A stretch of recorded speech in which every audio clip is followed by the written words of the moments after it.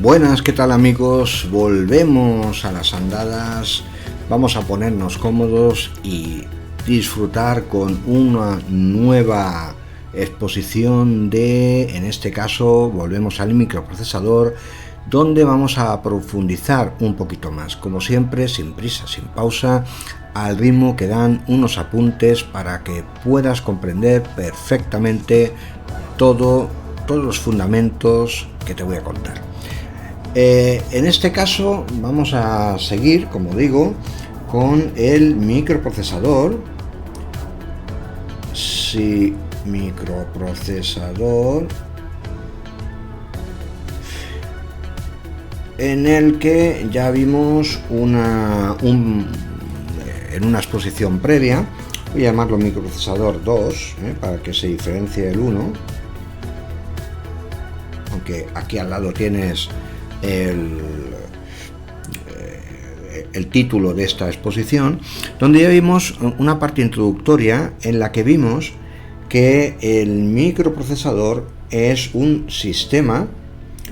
En otros capítulos dedicados a ingeniería de sistemas se profundiza por qué cualquier entidad, cualquiera, es absolutamente cualquiera, de la galaxia se puede analizar, estudiar en base a la observación de su forma de responder a entradas y de responder son las salidas a ciertas entradas.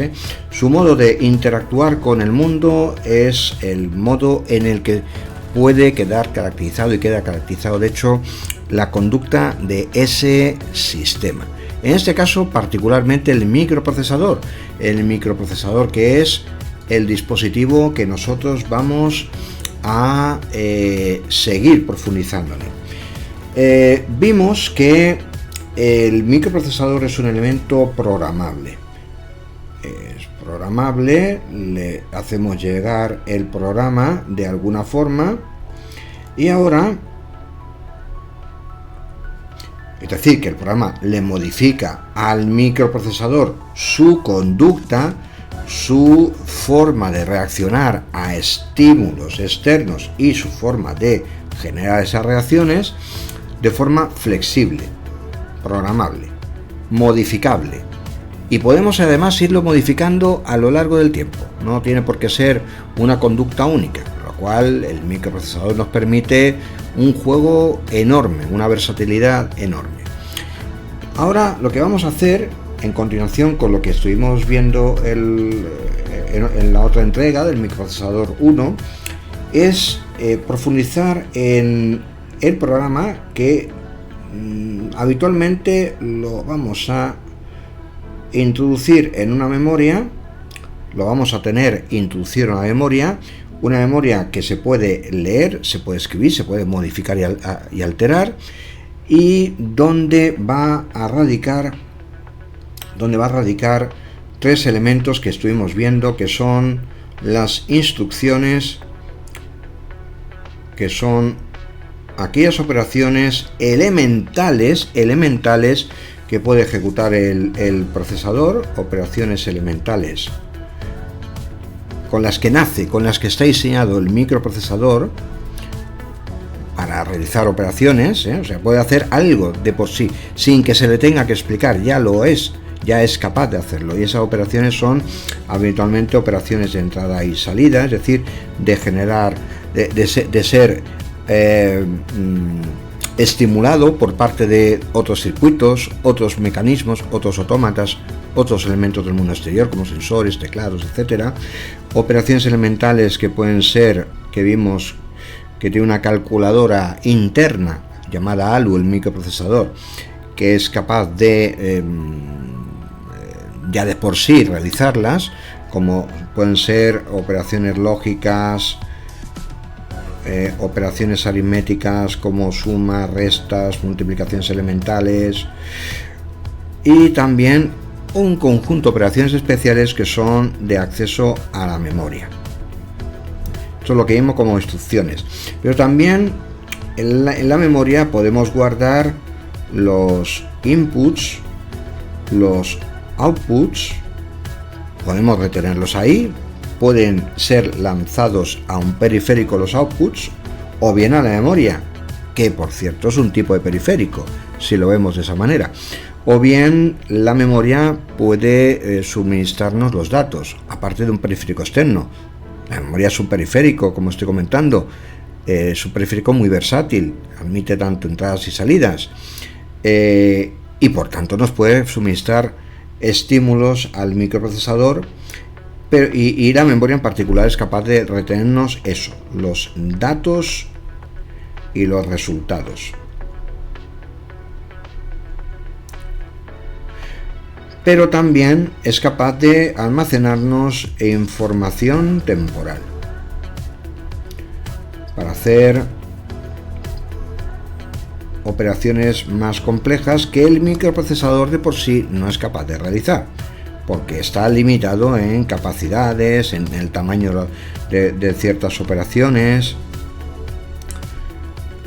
y por tanto puede que nos interese que nuestros programas tengan la capacidad, la facultad de guardar información temporalmente en la memoria. Bueno, vamos a hablar ahora un poquito de esa memoria.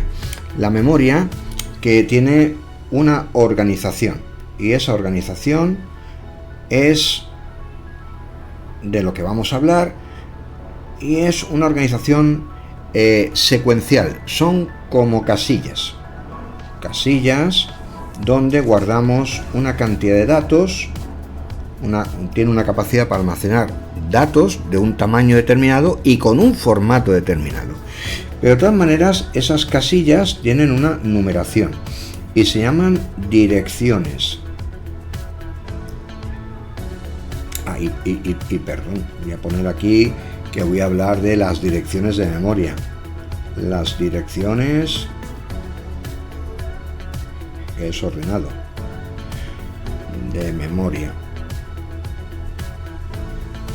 Direcciones de memoria, que son esas casillas. La primera es la número 0, la siguiente la número 1, la siguiente la número 2, la siguiente la número 3. Así hasta el final de la memoria, que siempre tiene un límite. Vamos a imaginarnos que es la 09, ponerlo un poco más bonito, la 0999. Tiene 1000 posiciones de memoria, ¿vale? 1000 posiciones. 1000 posiciones se refiere a 1000 casillas. Y cada uno de estos números son direcciones. Esto es una dirección. Una dirección. Aquí está la última dirección. Y dentro de cada casilla, dentro de cada dirección, están los datos, las entradas, los inputs. Quizá, no necesariamente, quizá estén los outputs, quizá estén datos temporales. Están datos temporales. Bien. Entonces, lo que tenemos dentro de las casillas son datos. Hay muchas formas de almacenar los datos, y yo la que voy a hablar es de la forma en la que habitualmente se guarda la información. La forma en la que habitualmente se guarda es en forma digital, en forma binaria, y por tanto lo que tendríamos es que dentro de cada casilla cabrían una cantidad de bits. Vamos a poner aquí el número de bits que podemos guardar en cada posición de cada posición. Y podemos estar hablando de memorias que almacenan 8 bits, 16 bits por posición, 32 bits, o más. Entonces aquí caben una serie de bits y se suele poner información binaria. Voy a poner aquí 8 bits para que se vea. Esto es un ejemplito, nada más. Bien, pues estos son las famosas direcciones de memoria. Entonces un programa se guarda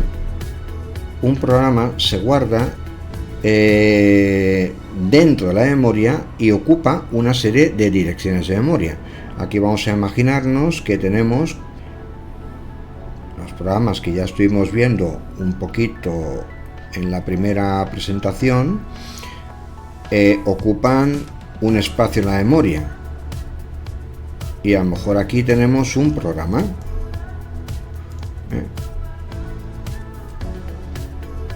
Tenemos un programa ocupando todas estas direcciones de memoria. El programa. Ahí está el programa ocupando n posiciones de memoria. Y a lo mejor tenemos que el programa utiliza ciertas otras posiciones para entradas o para salidas o para datos temporales que estarán por donde sea, un caso general, ¿no? Por donde sea dentro de la memoria. Pues sí, la memoria se organiza así, se organiza, y yo todavía no estoy hablando de aspectos tecnológicos salvo los bits, que es lo más habitual, se organiza en posiciones, y dentro de cada posición hay un tamaño, una capacidad de almacenamiento de información, una cierta capacidad. Bien, esto es las famosas direcciones de memoria. Estaríamos hablando también de que, de una forma más genérica, además las memorias se suelen representar así, con unas tiras muy grandes, y aquí pues representamos el programa P1, un programa P1 que consta de una serie de instrucciones. Represento de esta forma.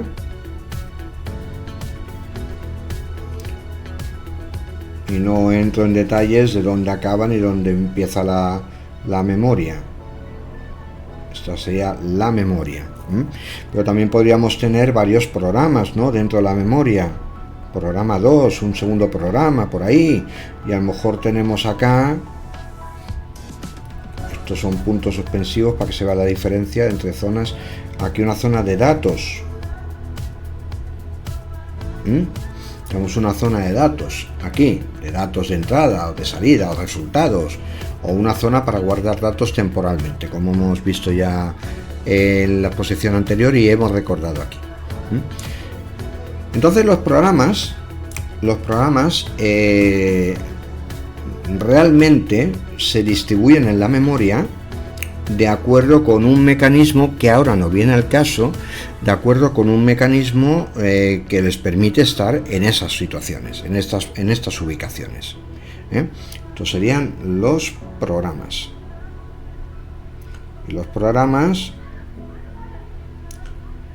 son colecciones ordenadas, y voy a hacer hincapié ahora en esto. Colecciones más que colecciones, voy a llamarlo listas, ¿vale? Listas ordenadas de instrucciones elementales del microprocesador, de las que el microprocesador es capaz de ejecutar directamente. Sabe ya el microprocesador lo que tiene que hacer, porque tiene una ALU que se lo permite, porque tiene dentro una circuitería, unos elementos capaces de interpretar las instrucciones, porque tiene todo lo necesario, está fabricado de esa forma el microprocesador. Bueno, pues los programas son simplemente eso, listas ordenadas de instrucciones elementales. Y hay un hecho implícito, y es que, cuando digo implícito me refiero que todo el mundo lo supone, pero nadie nadie lo resalta, pero es muy importante. Y es que los microprocesadores empiezan leyendo, esto es muy importante, los microprocesadores empiezan leyendo en la primera posición. Cuando digo empiezan me refiero cuando se energizan, cuando se ponen en movimiento. Empiezan leyendo en la primera posición de memoria,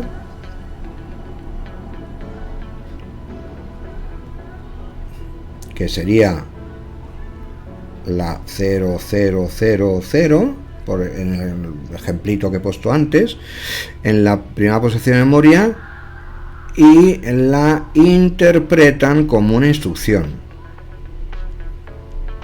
No es un dato, es una instrucción. Se presupone eso. Interpretan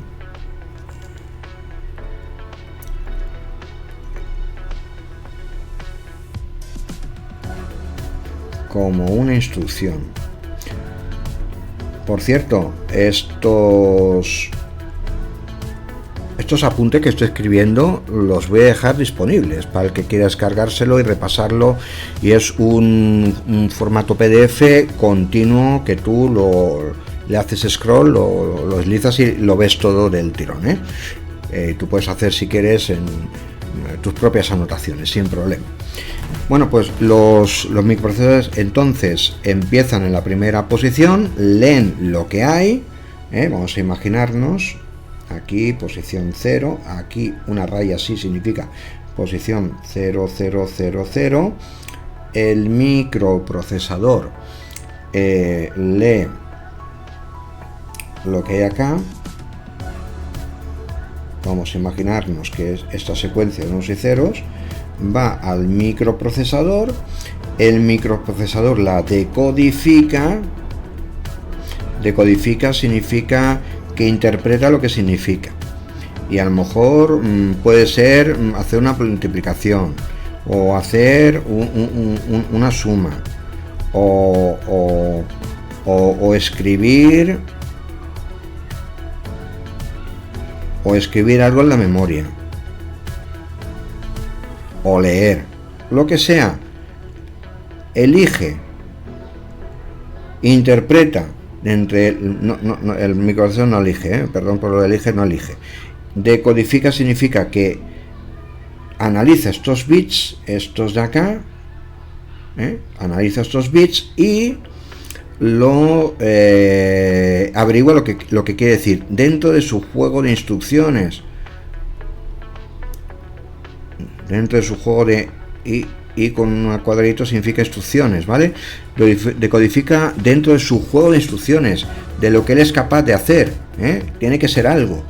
Si no es algo, si no es capaz de decodificarlo, el microprocesador daría un error, genera un error. Ese error es un output, y ese output se genera en los mecanismos físicos que tiene el microprocesador para interactuar con el mundo exterior. Por ejemplo, puede activar una señal electrónica concreta en caso de que se encuentre con un error, o puede que adicionalmente, esto depende del diseño del microprocesador, o puede que esté facultado para que en caso de que haya un error ignore el error y pase a leer la instrucción siguiente, que es lo que haría el microprocesador. Vamos a imaginarnos que luego va y lee lo siguiente. Aquí va a haber 4 unos y 4 ceros. El microprocesador volvería a hacer lo mismo, a decodificar, y volvería a interpretar lo que ha leído de la memoria, y tomar decisiones al respecto, tomar acción al respecto de lo que haya en el contenido que ha leído. Él no se lo inventa. El microprocesador analiza lo leído y lo interpreta. Y a la hora de interpretarlo, pues puede que genere un error, como antes, o puede que lo que ha leído en esa posición de memoria indique que tiene que irse a otra posición de memoria y saltar a ella. O sea que puede que tenga que hacer esto, no leer ya de esta posición la siguiente, sino de otra diferente. Vamos a imaginarnos que es la 100, donde habría otro contenido diferente, otro dato diferente. Quizá es un salto, que eso es otro tipo de instrucciones que es capaz de realizar un microprocesador.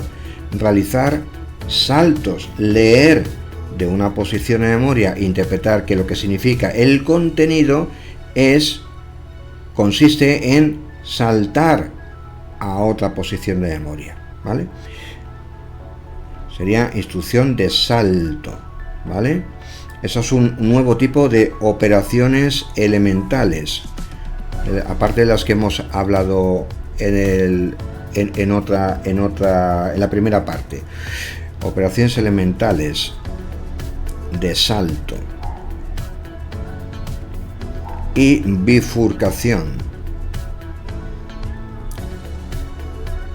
Esto es sumamente importante tenerlo presente para cuando alguien desee programar, porque este tipo de cosas, que son las que hace un microprocesador, son las que al final pediremos hacer con un programa complejo de alto nivel, de los que nos ponemos a hacer en un ordenador en casa, y al final estamos hablando con un microprocesador, con un programa de más alto nivel, más complejo, escrito en Python, escrito en C, escrito en C#, en lo que sea. Entonces tenemos este tipo de operaciones que puede realizar el microprocesador, o puede que lea. Fíjate qué tipo de operaciones tan curiosas estoy comentando. Sigo hablando de los programas, cosas que pueden ocurrir en un programa, porque esto es un programa. Todo esto de aquí es un programa. Todo eso es un programa, Voy a pintarlo un poco mejor.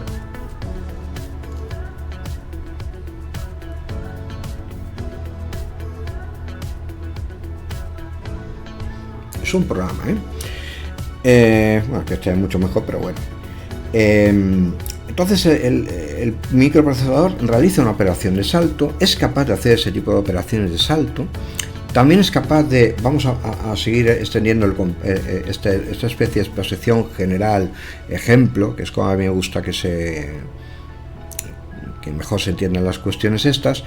Y vamos a imaginar que esta instrucción, el microprocesador, cuando la lee, vuelve a leerla, el micro, la decodifica, y resulta que consiste en una operación muy curiosa, y que tiene que ver con lo que voy a contar ahora, que es la pila. La decodifica y resulta que consiste en realizar una derivación a otro programa. Vamos a analizar esto un poquito mejor. Derivación a otro programa. Vamos a llamarlo subprograma. Un subprograma que, como es un subprograma, implica que se entra del subprograma, en el subprograma y se vuelve del subprograma. O sea, vamos y volvemos. Implica eso, un subprograma. Y vamos a imaginarnos que en la memoria, ese subprograma, esta raya, vamos a imaginarnos que el subprograma está aquí. Vamos aquí a poner el subprograma.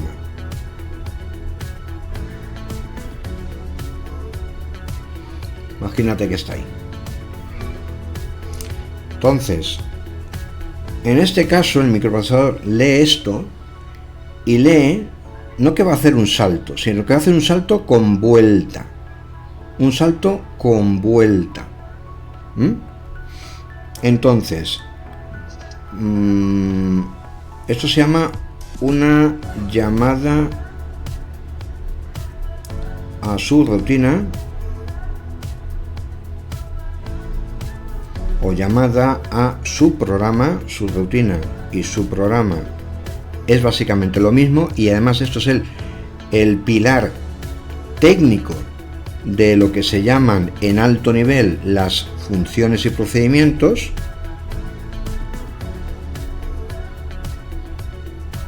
Pero no me quiero ahora mismo extender en esto, en lo más mínimo, solamente mencionarlo. Y en esta decodificación resulta que, y esto también son operaciones elementales de salto y bifurcación,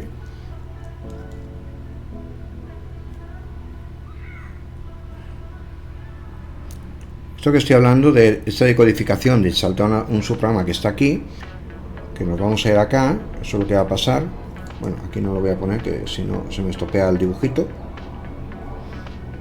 Aquí vamos a saltar acá, vamos a poner que es la posición 0200, es un ejemplo, donde tendríamos otra instrucción 00001000. Es un ejemplo, lo que signifique lo que hay dentro es lo de menos, lo pongo para que se vea que está lleno de información.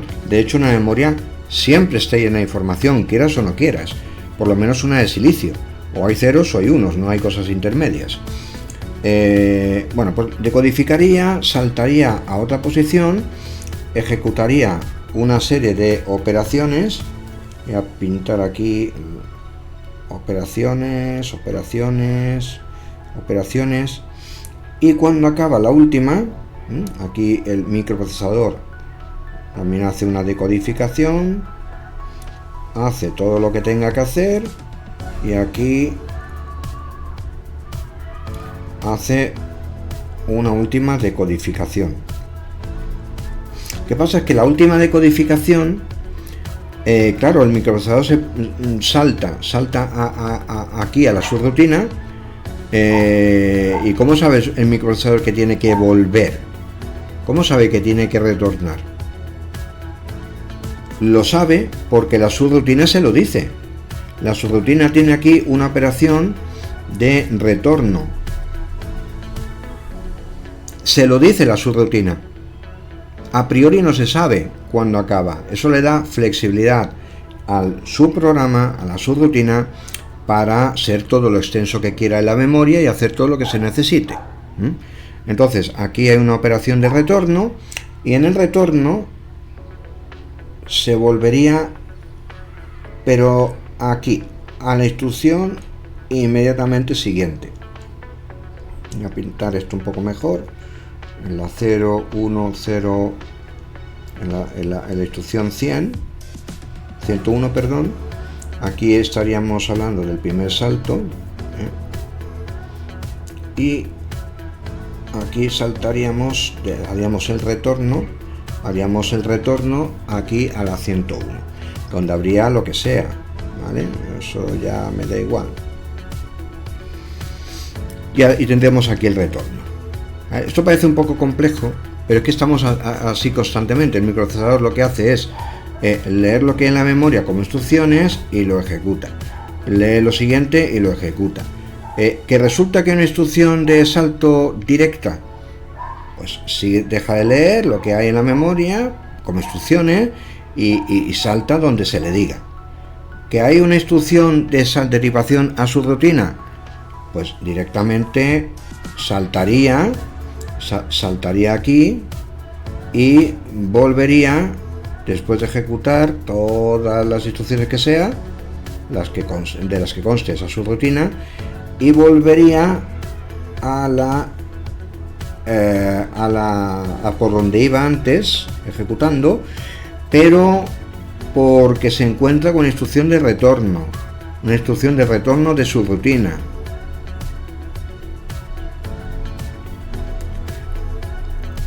Así es como funciona el microprocesador, ¿eh?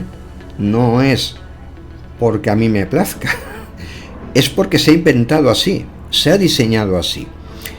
Entonces esto tiene flexibilidad, te permite que un determinado programa haga cosas y derive el control, el control a otras zonas a otro programa o a otra zona del programa, o derive el control a una subrutina y luego volver. Esto te da muchísimo juego, mucha flexibilidad. Y esto tiene que ver con cierta problemática de la algoritmia.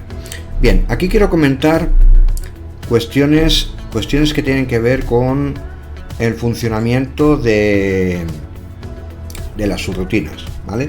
Y tiene que ver con el tema de las pilas. Ahí.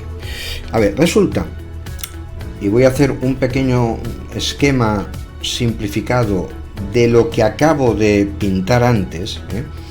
Tendríamos aquí un programa 1, independientemente de la dirección de memoria en la que nos encontremos, que contiene un salto a un programa 2, ha hecho un salto directamente.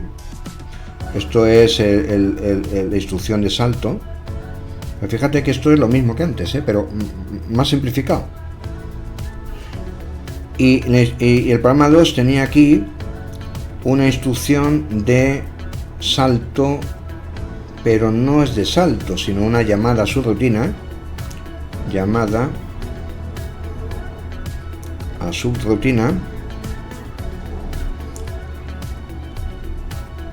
que luego, que va a otro programa, en este caso es el programa 3, que cuando acaba retorna el control al programa 2. Insisto, cada programa hará lo que sea, tendrá un cometido, hará operaciones matemáticas, interactuará con elementos externos de una manera o de otra para implementar, resolver una problemática, la que sea. En qué problemática no es de lo que estoy hablando, sino del modo en que interactúan estos programas y estas subrutinas, ¿vale?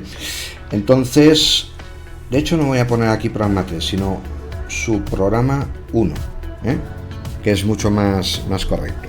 Bueno, resulta que el microprocesador, y aquí te voy a pintar lo que le ocurre al microprocesador por dentro, porque es que resulta que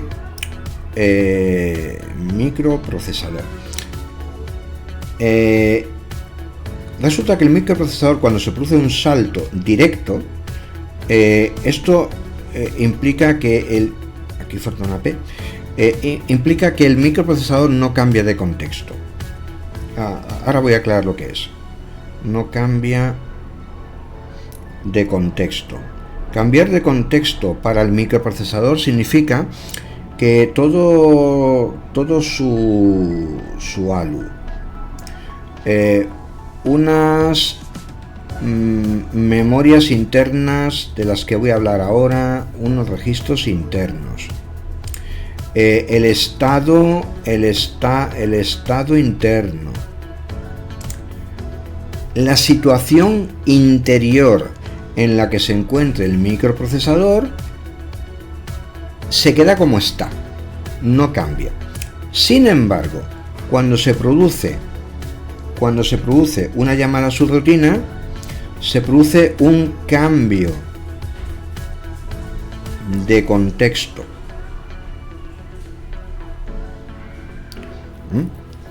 Se produce un cambio de contexto. Y voy a ampliar la memoria que me va a hacer falta. Eso significa, significa que antes de saltar,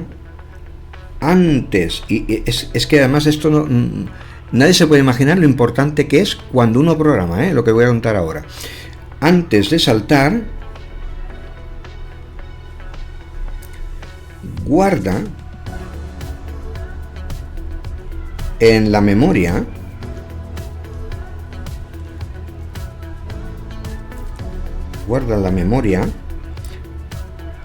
su estado interno. Esa es la primera implicación. Y la segunda es que al volver de la subrutina o de su programa,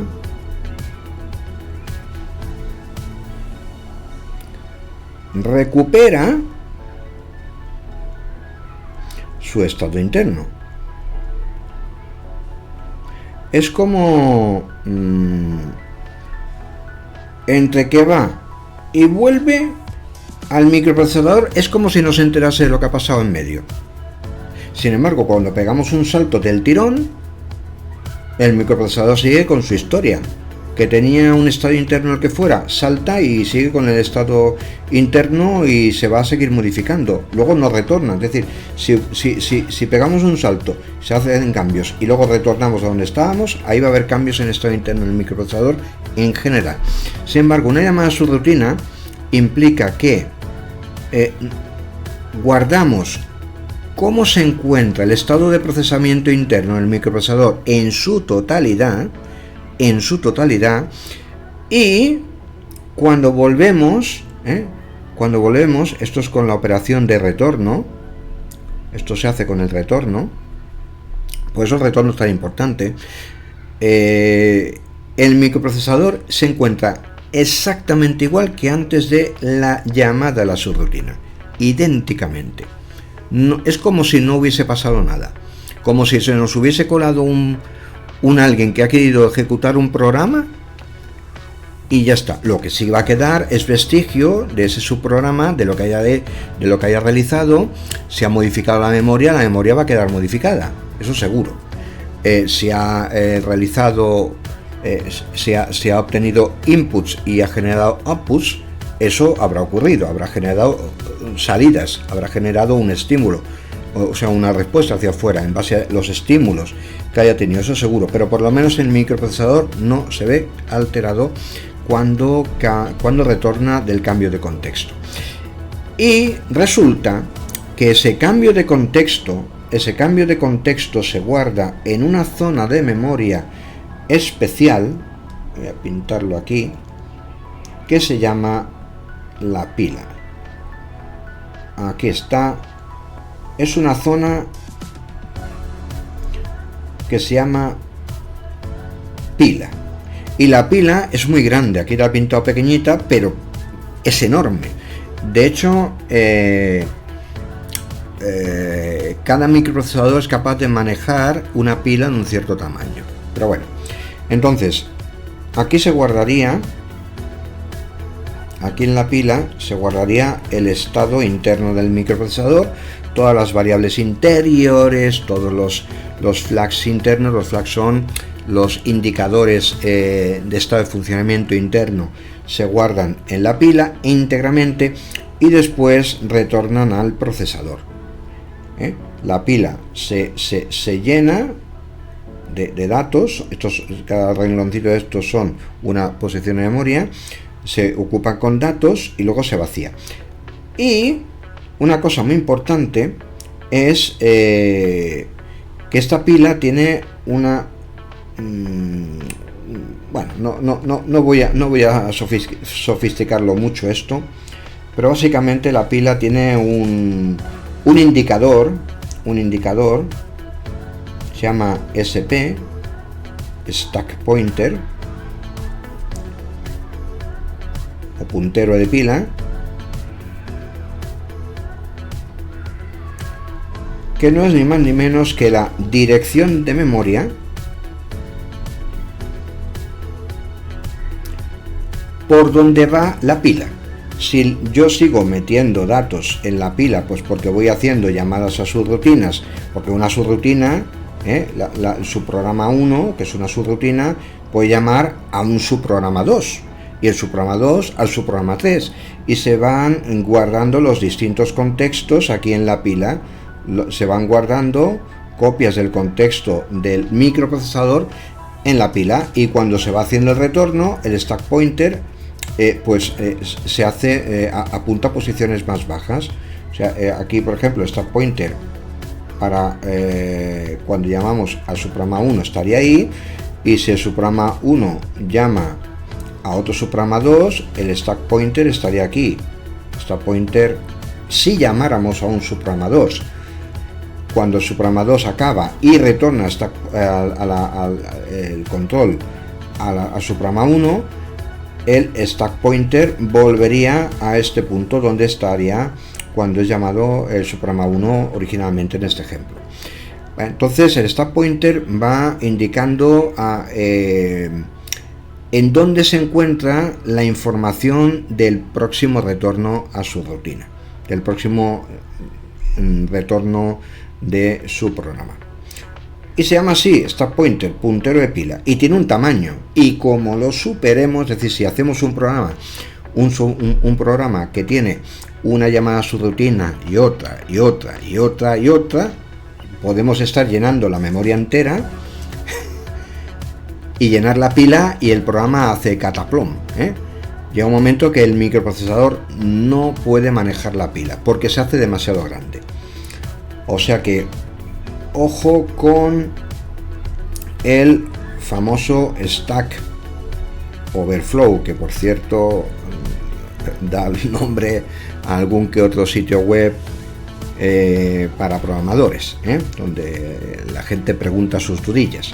Bueno, pues Stack Overflow significa que se ha excedido la capacidad de manejo de la pila por parte del procesador, del microprocesador. Se ha desbordado esa capacidad, y por tanto no se podrá volver ni con operaciones de retorno a recuperar el contexto, y eso implica una corrupción de los programas.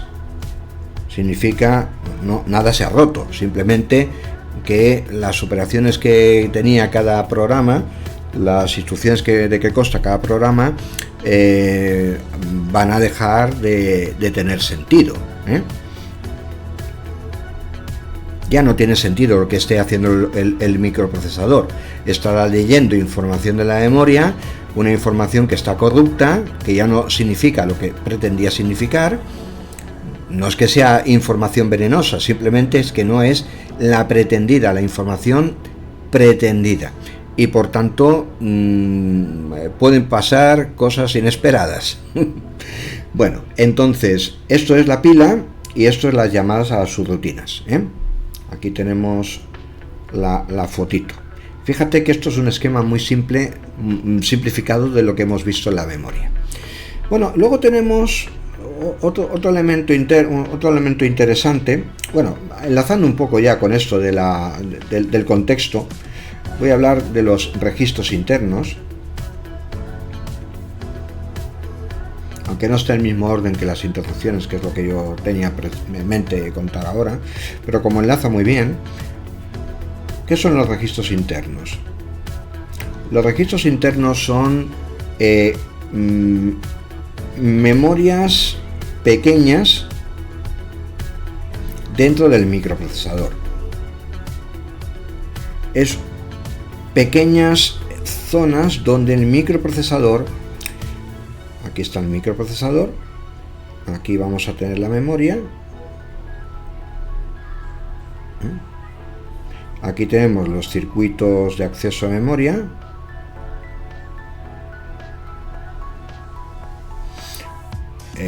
circuitos o mecanismos, no tiene por qué ser esto electrónico, puede ser no electrónico. Bueno, en cualquiera de los casos, métodos de acceso a la memoria. Y aquí tenemos la ALU,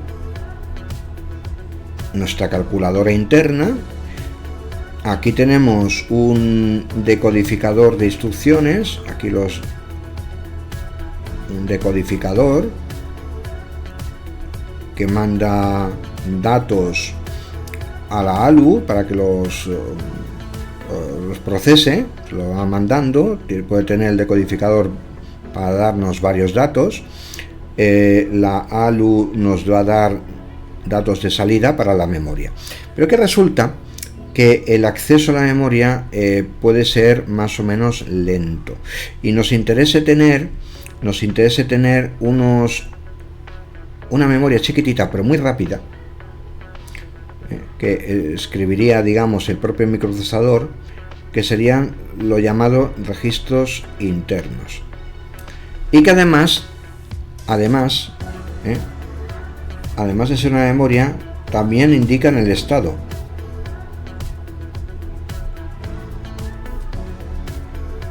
También indican el estado del microprocesador. Por ejemplo, indica si hay un Stack Overflow, indican si están accediendo a memoria, indican si ha habido una ALU overflow, en caso de que le hayamos pedido a la pequeña calculadora que haga una operación y no puede, porque los datos que le hemos dado son muy grandes, hay que sumarlo y no puede, pues nos indica que está mal, o sea que no puede, que es imposible que lo haga en la operación, y te dice que no puede, es simplemente un overflow, una sobrecarga. Te indica si ha habido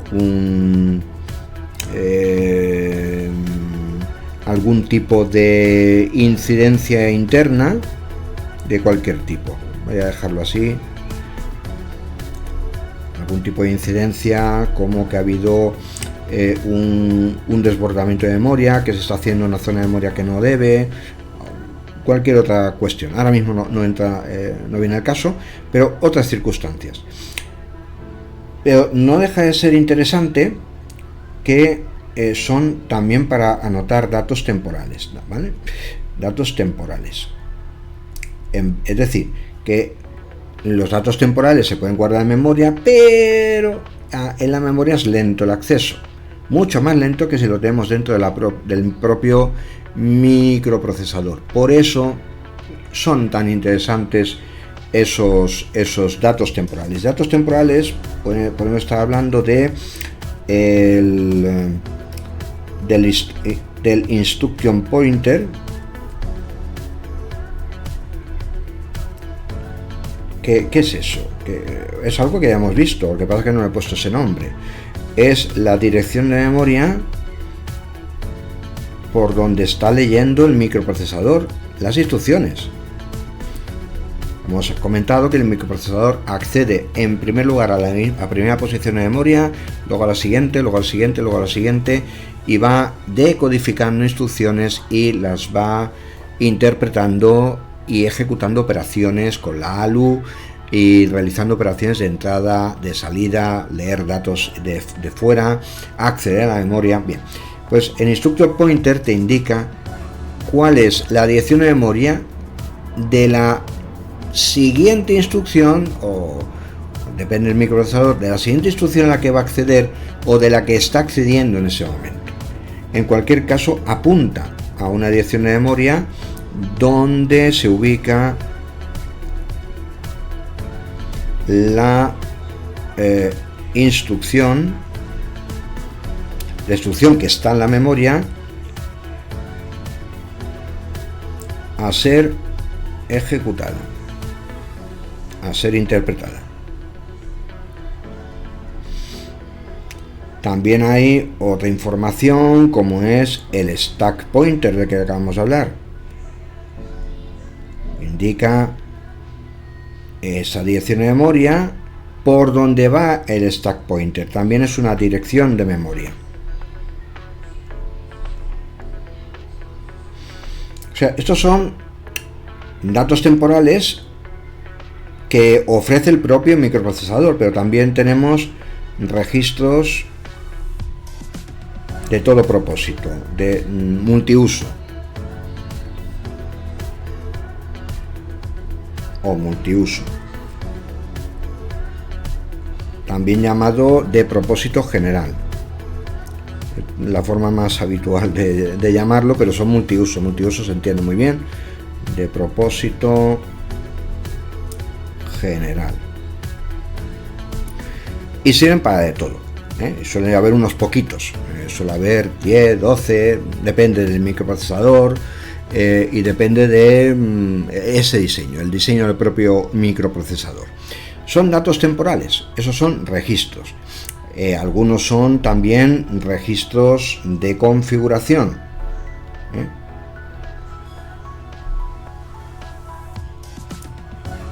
Estas memorias indican el estado del microprocesador, indican datos temporales, pero también hay registros de configuración.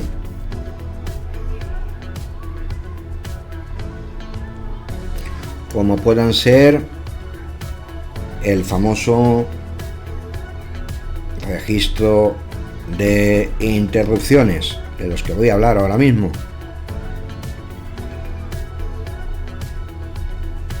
Que las interrupciones son subrutinas especiales. Otro tipo de registros que modifican la conducta del microprocesador. Son configuraciones. Vamos a dejarlo así, la conducta del microprocesador. Vamos allá ya que estamos con las interrupciones, que enlazan muy bien con el tema de los programas, las pilas, esos saltos, estas instrucciones de salto. Bueno, resulta que una de las características que tienen los microprocesadores, a los cuales he diseñado así, eso es algo buscado que sea así, es que por un lado tenemos la memoria, como ya hemos hablado, la memoria, entrada y salida. Tenemos también los periféricos, que pueden ser de entrada y salida. Hay periféricos que dan inputs, otros que reciben respuestas. La memoria que sirve para los datos temporales, los programas, etcétera. Pero luego resulta que puede que en la conducta del microprocesador como elemento, puede que nos interese que un circuito exterior o un procesador exterior o lo que sea exterior, puede ser un periférico, puede ser incluso la memoria, puede ser algo que le diga al microprocesador: para todo lo que estés haciendo, para el programa que estés ejecutando, porque tienes que atender algo muy importante, sumamente importante. Y eso se hace con la notificación, con un mecanismo de notificación de interrupciones. Puede ser una línea de cobre que active un bit, que levante ponga un 1 en vez de un 0, que ponga 5 voltios en vez de 0 voltios. El mecanismo es lo de menos. Lo importante es este concepto, es la notificación de una interrupción. El cómo se hacen las cosas son detalles importantes, hay que hacerlos, hay que materializarlos, pero este concepto es muy importante. El cómo se haga es ahora mismo lo de menos, como todo lo que estoy contando. Bueno, la notificación de interrupciones insta al microprocesador. Insta significa que le solicita, no que le obligue. Solicita que detenga temporalmente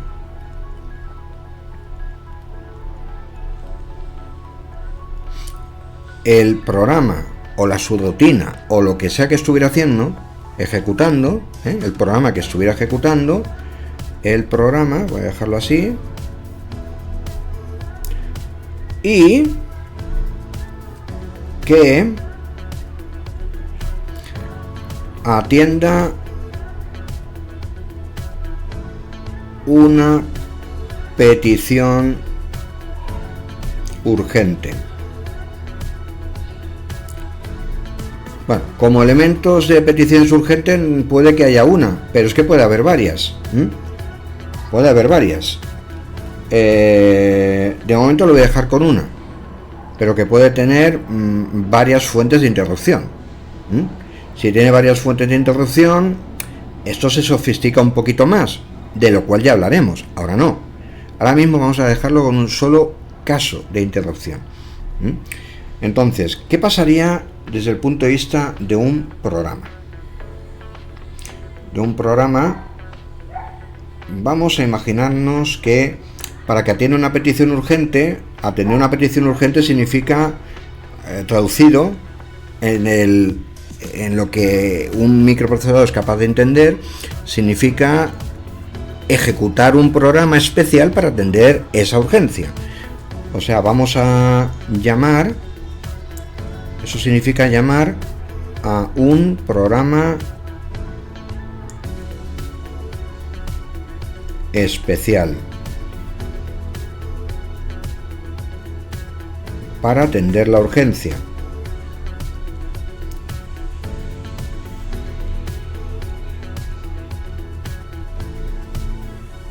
Ese programa se llama ISR, Interrupt, esto está en inglés, Service Routine,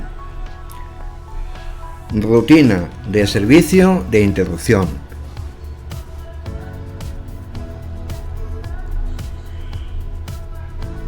De servicio interrupción. ¿Y cómo funciona? Pues esa rutina de servicio de interrupción se presupone que está en un lugar de la memoria preconcebido. Eso es una cosa interesante. Según el microprocesador tiene cierto grado de flexibilidad, pero al fin y al cabo está preconcebido. Vamos a llamarlo ISR. Bueno, voy a ponerlo aquí por ser un poco consistente. ISR. Y es un programa. Nosotros estaríamos aquí a lo mejor ejecutando el programa P, programa PROG, y por aquí está el program counter, el contador de programa, que es el que indica por qué instrucción estoy ejecutando, como hemos visto hace un momentito. El program counter lo voy a sacar de aquí. Cuando hemos visto instrucción, o también se llama program counter. Program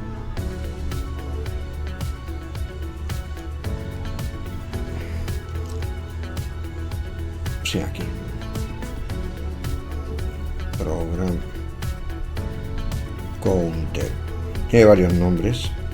Contador de programa, puntero de instrucción, es lo mismo. Para que veáis que aquí las palabras no son lo que importa, importa son los conceptos. Voy a llamarlo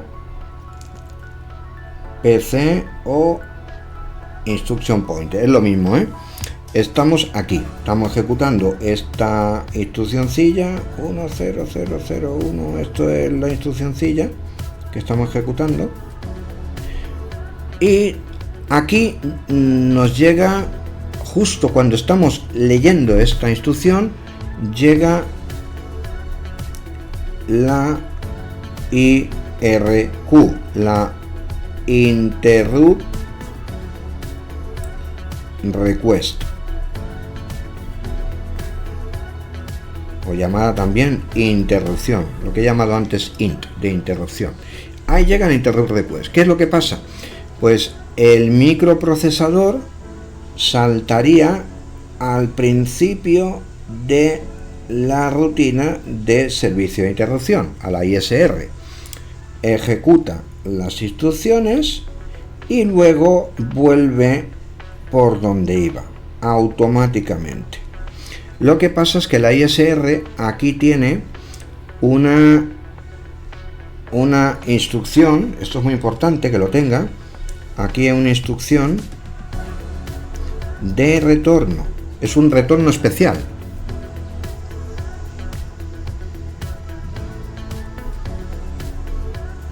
Instrucción de retorno de interrupción, ¿vale? Y funciona igual que una instrucción de retorno normal. Entonces eso significa que en la petición de interrupción aquí también se almacena, y voy a pintar nuestro querido stack pointer, nuestro querido el stack está aquí, stack o la pila es lo mismo, stack iría por aquí, aquí tenemos cosas llenitas y el stack se incrementa, apuntaría aquí, se almacena el contexto.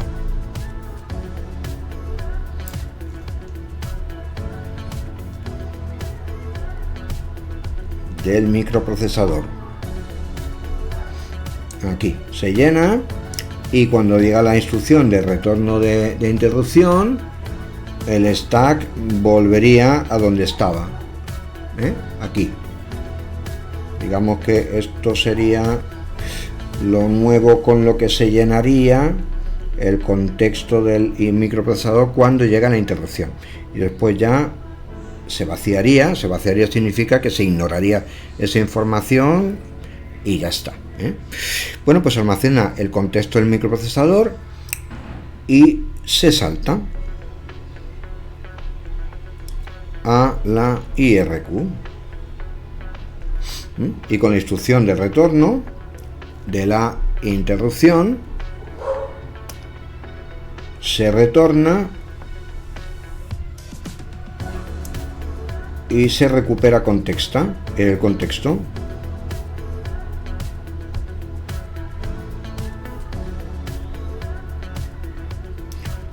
El contexto que teníamos guardado en la pila, aquí. Bueno, pues esto es esta situación que refleja las interrupciones, refleja la mar de bien también cómo funcionan las subrutinas. De hecho, las interrupciones son como llamadas a subrutinas urgentes. Separa todo lo que se estuviera haciendo, se guardan todas el contexto del microprocesador y todos los elementos para reproducir luego la situación por la que iba el programa, en este caso este programa de aquí, en ejecución, para luego, cuando acabe la atención de la rutina de servicio de interrupción, volver al programa como si no hubiese pasado nada. Bueno, pues esta situación refleja muy bien todo el resumen de lo que quería contar hoy: instrucciones direcciones de memoria, programas, subprogramas, la pila, las interrupciones y los registros internos. Y bueno, como siempre te dejaré este PDF por ahí, ya te lo dejo en la descripción, ya veré dónde, y espero que te haya gustado, que te haya resultado interesante, y nos vemos como siempre en la próxima.